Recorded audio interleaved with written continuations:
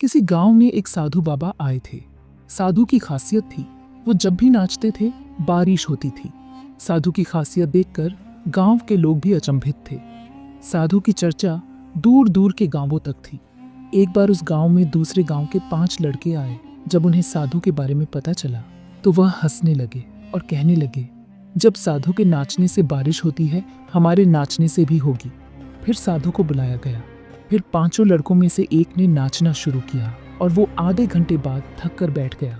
बारिश नहीं हुई।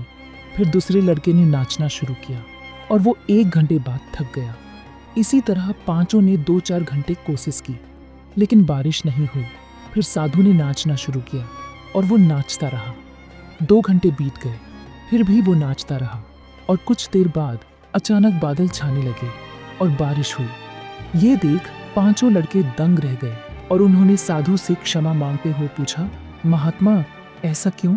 जब हमने नाचा तो बारिश नहीं हुई और आपके नाचने से बारिश हुई। साधु ने कहा, जब मैं नाचता हूँ तो 2 बातों का ध्यान रखता हूँ। पहला, जब मैं नाचूं तो बारिश नहीं होती जब तक नाचना नहीं छोड़ता। दूसरा, मैं दूसरों की बातों पर ध्यान भी देता और नाचता रहता। इसी तरह हमें भी अपने कार्य में निरंतर लगे रहना चाहिए जब तक सफलता नहीं मिलती।